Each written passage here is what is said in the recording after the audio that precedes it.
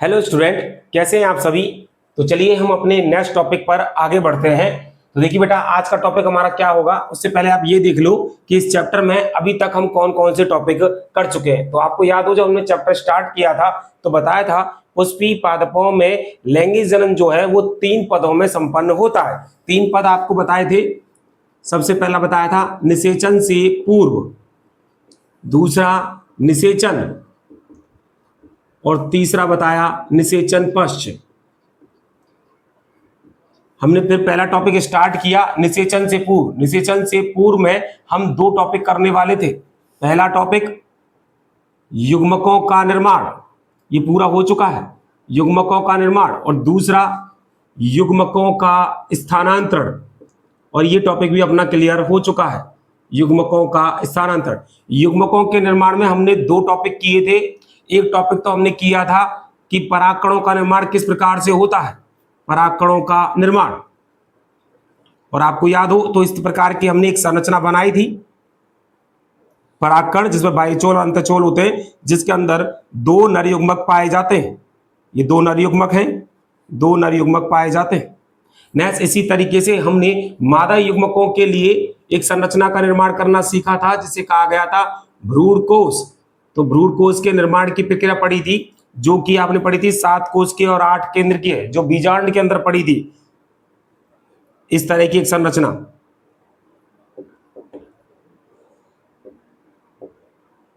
ठीक, तो इसको कहते हैं भ्रूण कोश, जिसके अंदर एक मादा युग्मक होता है।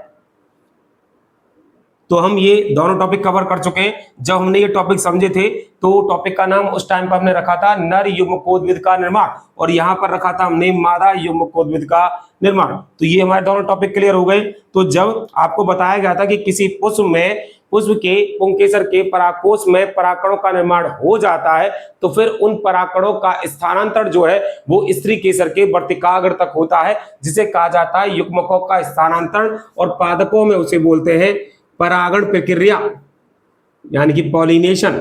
तो ये हम टॉपिक अभी पिछली 2-3 जो क्लास हुई हैं, उन 2-3 क्लास में हम परागण प्रक्रिया पढ़ चुके हैं। परागण की आपको परिभाषा बताई गई थी, जब एक पुष्प के परागकणों का उसी पुष्प के स्त्री केसर या वर्तिकाग्र पर, या फिर उसी की जाति के किसी अन्य पौधे के पुष्प के वर्तिकाग्र पर स्थानांतरण होता है, तो इसे परागण प्रक्रिया कहा जाता है। इसके अंतर्गत हमने 2 प्रकार के परागण किए थे। एक तो किया था स्वपरागण, जो कि द्विलिंगी पुष्पों में पाया जाता है। इसके अलावा एक किया था हमने परपरागण, जो कि एक लिंगी पुष्पों में पाया जाता है। फिर हमने इन दोनों के ही स्वपरागण के और परपरागण के हमने अनुकूलन भी कर लिए हैं, अनुकूलन भी कर लिए। साथ ही साथ परपरागण के लिए जो विधियां हैं, वो विधियां भी हम पिछली क्लासेस में कर चुके हैं, जिसमें हमने एक तो पढ़ा था वायु परागण, एक पढ़ा था हमने कीट परागण, इसके अलावा एक पढ़ा था हमने जल परागण, इसके अलावा एक हमने पढ़ा था पक्षी परागण, और लास्ट हमने पढ़ा था एक चमगादड़ परागण। इस प्रकार से पिछली क्लास तक हम ये सारे टॉपिक जो है वो क्लियर कर चुके हैं। कहने का मीनिंग ये है कि हम एक पुष्प के परागकणों को उसी की जाति के किसी अन्य पुष्प या उसी पौधे पर स्थित पुष्प के वर्तिकाग्र तक पहुंचाने की प्रक्रिया का अध्ययन कर चुके हैं। अब चूंकि परागकण जो है वो पुष्प के वर्तिकाग्र तक पहुंच चुका है, तो ऑब्वियसली वाली बात है अगला टॉपिक जो आएगा उसका नाम है निषेचन। पर निषेचन को समझें उससे पहले बीच में ध्यान सुनना बेटा, कि जब यहाँ पर हमने ये टॉपिक पढ़ लिया है परागण प्रक्रिया, तो अगला टॉपिक अब यही है निषेचन। पर निषेचन करने से पहले छोटे मोटे 2-3 टॉपिक्स हैं, पहले हम उन 2-3 टॉपिक्स को क्लियर करेंगे, तब जाके हम टॉपिक कौन सा स्टार्ट करेंगे, निषेचन। जबकि आज हमको टॉपिक शुरू निषेचन ही करना था, पर इसके बाद अभी 2-3 बीच के टॉपिक है छोटे छोटे, पहले उनको समझ लेते हैं, उसके बाद शुरू करते हैं निषेचन। देखिए जरा,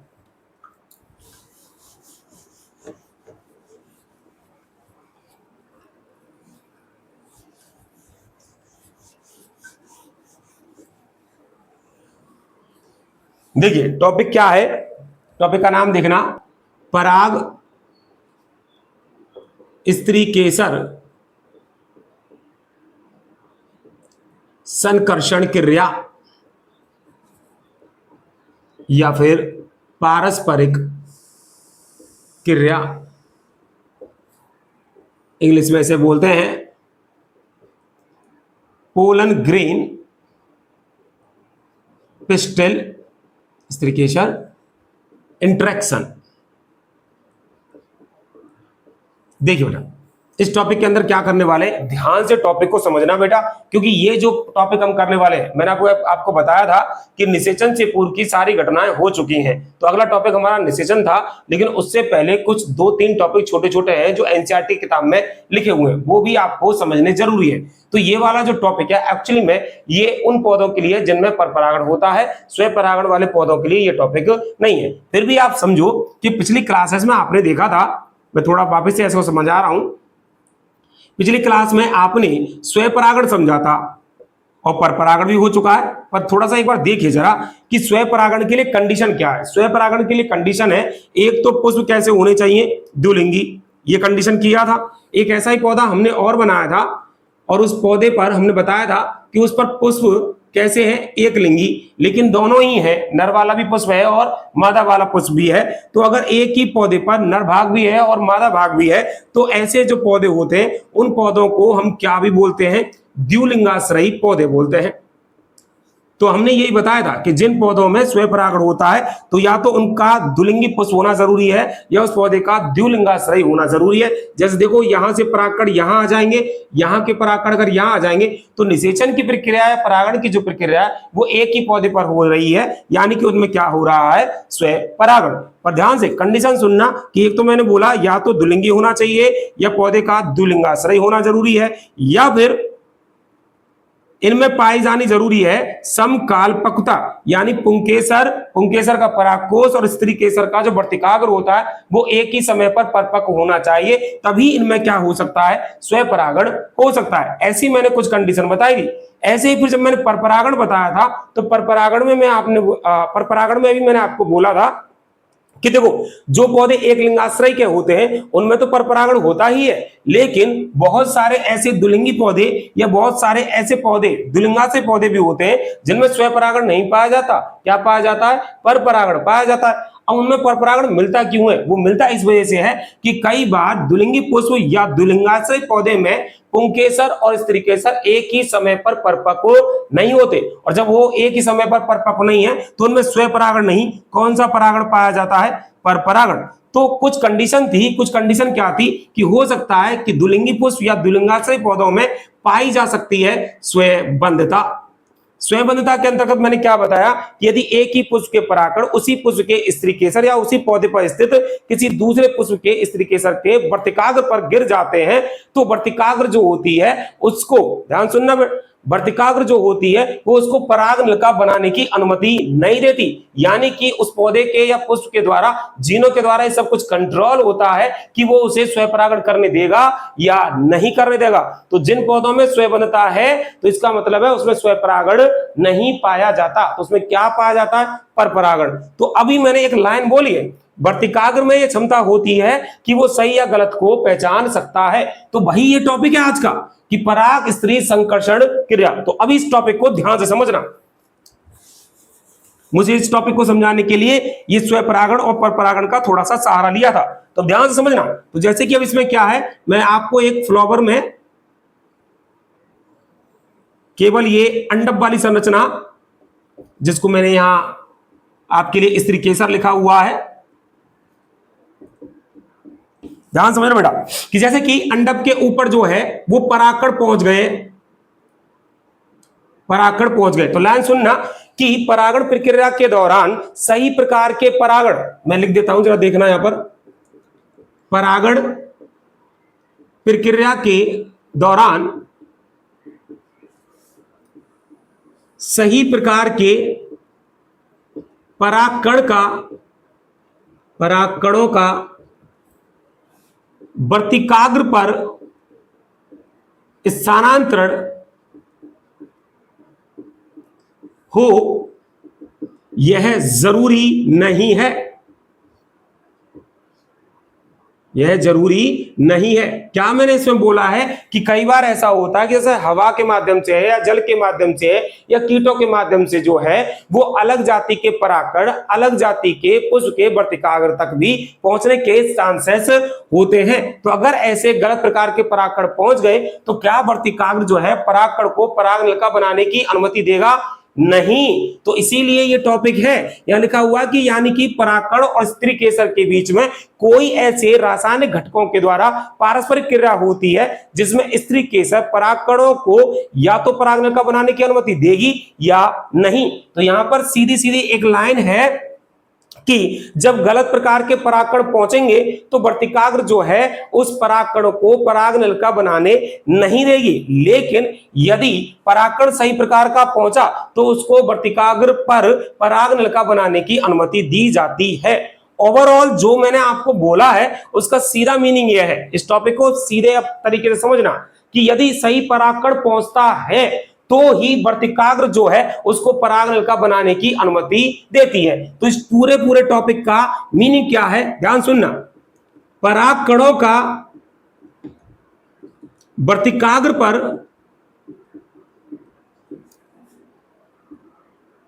अंकुरण होना, पहला परागकणों का, जैसे परागकण है तो परागकणों का अंकुरण होना यानी कि क्या बनाना, परागनलिका बनाना, अंकुरण होना। नेक्स्ट, वर्तिकाग्र एवं वर्तिका के ऊतकों में प्रवेश कर अंडाशय या फिर कह सकते हो बीजांड में प्रवेश करने तक की संपूर्ण प्रक्रिया को कहा जाता है पराग स्त्री केसर पारस्परिक क्रिया। तो अब एक दो लाइन में ही आप सीख लो कि क्या मैंने बोला है। कि मैंने यहां ये बोला है कि कई बार ऐसा होता है कि परागकण जो है वो गलत प्रकार के भी वर्तिकाग्र पर पहुंच जाते हैं, तो स्त्री केसर में यह क्षमता होती है कि वो गलत व सही प्रकार के परागकणों को पहचान सके, और अगर वो पहचान लेगी तो उसके बाद अगर परागकण सही हुआ तो ही उसे परागनलिका बनाने की अनुमति देगी। तो जब परागनलिका बन जाएगी तो परागनलिका वर्तिकाग्र और वर्तिका के ऊतकों को भेदते हुए, ये आपका नाम पता ही है आपको, अंडाशय, और अंडाशय के अंदर संरचना पाई जाती है जिसका नाम था, बताया था, बीजांड। तो अंडाशय और कहां तक पहुंच जाती है परागनलिका, बीजांड तक प्रवेश करने की यह संपूर्ण प्रक्रिया जो है वो किसके अंतर्गत आती है बेटा, पराग स्त्री केसर पारस्परिक क्रिया के अंतर्गत आती है। क्लियर। तो आज के लिए एक छोटा सा एक टॉपिक ये था, वैसे तो मैं निश्चित करवाने वाला था पर आपकी एनसीईआरटी किताब में छोटा सा एक टॉपिक ये था। इसके बाद कुछ दो टॉपिक और हैं वो भी आप समझ लीजिए। चलो यहीं देख लो, थोड़ा सा देखो जरा ध्यान से। देखो बेटा, ये परागकण अंकुरित होते हैं, तो अगर हमें इन्हें अंकुरित होते हुए देखना है तो वैसे आपने घरों में अपने बीजों को, जैसे कि चना है, तो कई बार अगर आप उसे पानी वानी में थोड़ा सा भिगो के रख दें, और उसको जब भिगो कर, आपने देखा होगा आपकी मम्मी ने कि जैसे कि जब चने भिगोए जाते हैं उनको छौंक कर भी शायद आपने खाया होगा, तो वो चने को भिगो के रखा जाए तो चना जो है वो थोड़ा सा अंकुरित हो जाता है। तो वैसे ही आप परागकणों को भी अंकुरित होते हुए देख सकते हो। अब कैसे देख सकते हो, ध्यान सुनना। मैं यहां पर थोड़ा आपको थ्योरेटिकली समझा रहा हूं, कभी जरूरत पड़ी तो मैं आपको उसको प्रैक्टिकली भी समझाऊंगा। तो बस आज के लिए थ्योरेटिकल समझो। सबसे पहले हमें क्या करना है, कांच की एक छोटी स्लाइड लेनी है, लेबोरेटरी में ये मिल जाती है, स्कूलों में, ध्यान सुन, कांच की एक छोटी स्लाइड लेनी है और इस स्लाइड पर हमें 10% शर्करा का घोल डालना है। 10% शर्करा का घोल, उसकी 1 या 2 बूंद डालनी है, जैसे हमने 1 या 2 बूंद इसके ऊपर डाल दी। उसके बाद इस शर्करा के घोल पर हमें मटर या चना या गुलमेहंदी या सदाबहार, ये एग्जाम्पल आपके एनसीईआरटी के ही हैं, मटर, चना, गुलमेहंदी या सदाबहार के जो परागकण हैं उन परागकणों को लेकर इस घोल के ऊपर डाल देना है। और जब आप इसके ऊपर डाल देंगे, मैं कुछ अलग कलर के पेन से बना देता हूं, जैसे कि आपने ये डाल दिए हैं, आपने ये डाल दिए शर्करा के घोल पर, तो कुछ 10 से 15 मिनट बाद, 10 से 15 मिनट बाद जब आप इस स्लाइड को किसी एक सूक्ष्मदर्शी के नीचे रखकर अध्ययन करेंगे तो आपको ये जो परागकण है उन परागकणों से एक परागनलिका बनती हुई दिखाई देगी। तो आप इसको अगर देखना चाहें परागकणों के अंकुरण को तो आप घर में भी ये प्रयोग कर सकते हैं। बाकी मैं कुछ दिनों बाद आपके लिए ऐसा कोई प्रैक्टिकल ले आऊंगा जिसके अंदर मैं आपको समझा दूंगा कि वाकई में परागकण अंकुरित होते हैं या नहीं। तो ये आपके लिए मैंने 2 टॉपिक करवा दिए। एक टॉपिक अभी के लिए मैंने करवाया पराग स्त्री संकर्षण क्रिया, दूसरा मैंने करा दिया है आपको कि परागकणों का अंकुरण किस प्रकार से होता है। एक टॉपिक और है और उसको और समझना है, तब जाके हम निषेचन पर आएंगे। अब टॉपिक कौन सा है? देखो बेटा, अभी आपने जब टॉपिक समझा पराग स्त्री संकर्षण क्रिया तो आपने क्या समझा इसमें कि यहां पर स्त्री केसर के वर्तिकाग्र में यह क्षमता होती है कि वो सही प्रकार के परागकणों को पहचान सकता है। क्लियर? तो आपने ये नाम जरूर सुना होगा, एक नाम जो मैं पहले लिख देता हूं, आपने पक्का ये नाम सुना होगा जिसका नाम है संकरण। संकरण के अंदर आपने क्या सुना होगा? ये सुना होगा कि जैसे एक ही जाति के 2 मेंबर यानी एक नरजनक और एक मादा जनक में जब निषेचन की क्रिया होती है और उससे नई संकर संतति प्राप्त होती है तो उसे कहा जाता है संकरण। और संकरण की ही प्रक्रिया को यदि ह्यूमंस करते हैं, ह्यूमंस प्रैक्टिकल के दौरान करते हैं, तब उसे बोला जाता है कृत्रिम संकरण।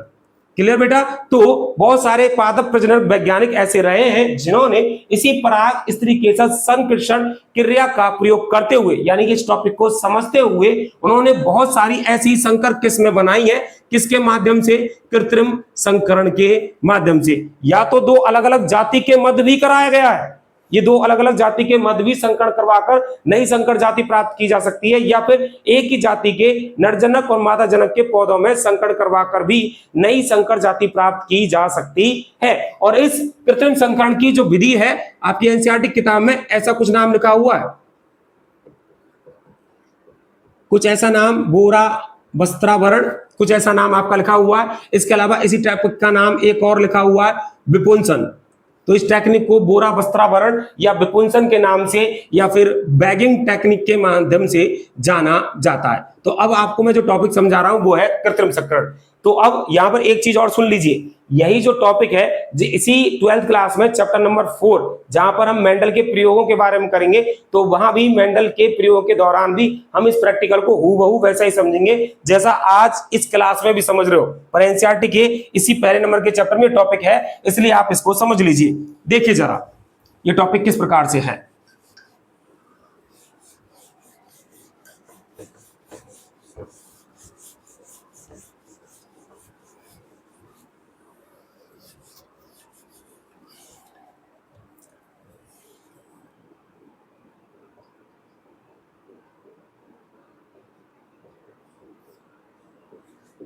कृत्रिम संकरण, आर्टिफिशियल हाइब्रिडाइजेशन।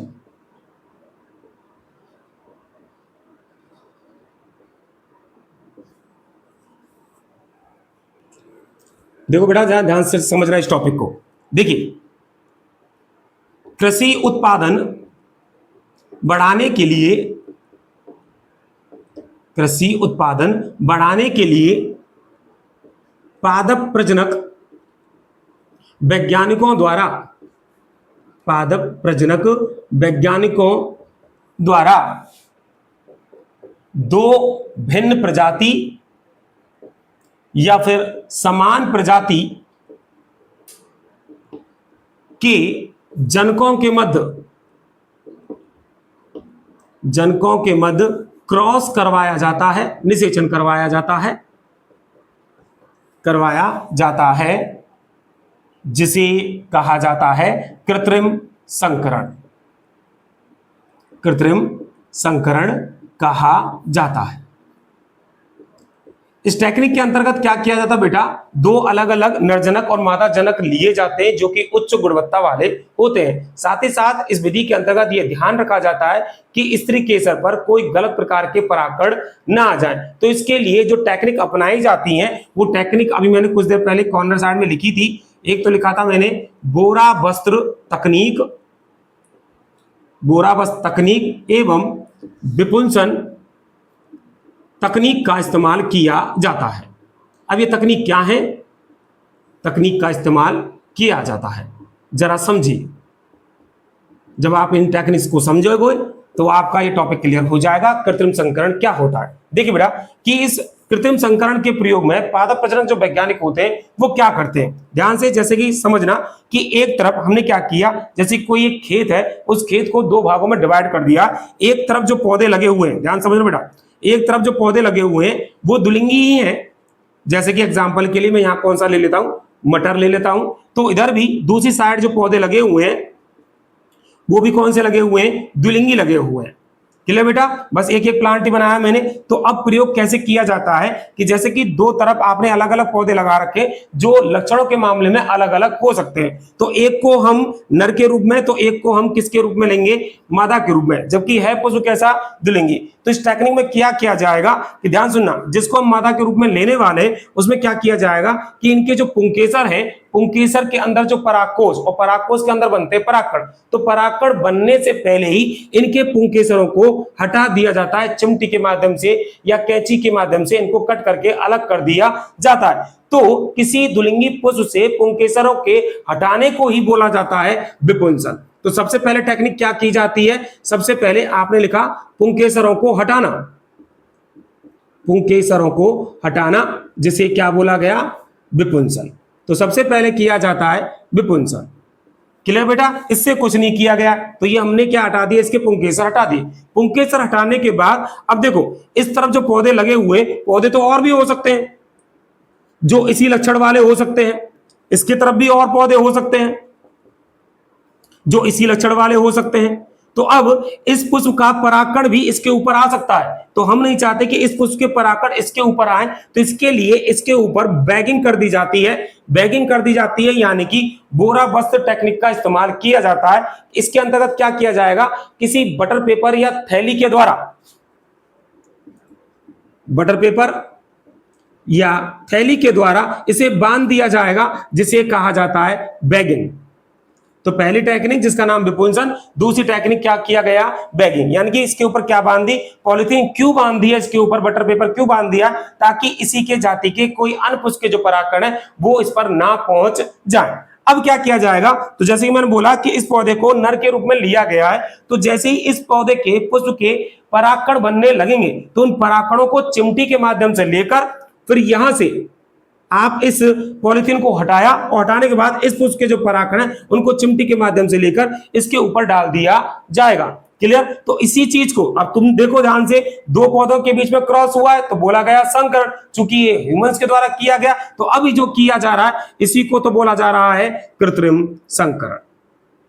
क्लियर, तो अब जब तुम ये करोगे तो होगा क्या कि यहां पर जो नर जनक के जो गुण होंगे वो मादा जनक के साथ जब निषेचन करेंगे तो बनने वाले जो भी बीज होंगे उस बीज में इन दोनों ही प्लांट्स के क्या होंगे, गुण मौजूद होंगे। तो सबसे पहले क्या किया गया, विपुंसन, पुंकेसर को हटाना।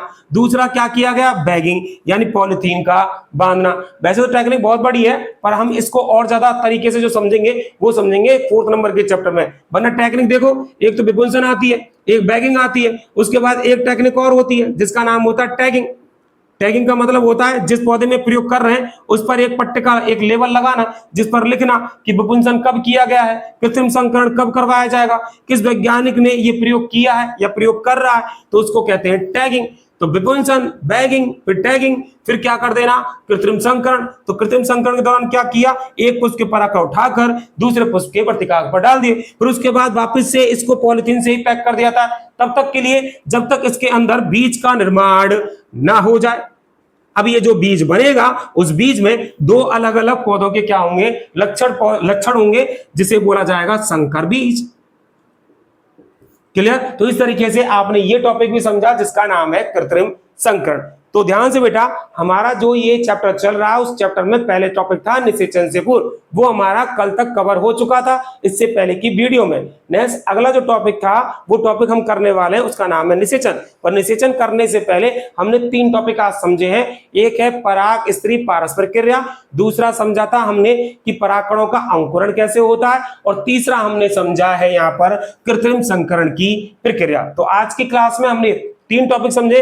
नेक्स्ट अगली क्लास से हमारा नेक्स्ट अगला टॉपिक शुरू हो जाएगा जिसका नाम है निषेचन। क्लियर बेटा, तो आज के लिए इतना ही। Thank you.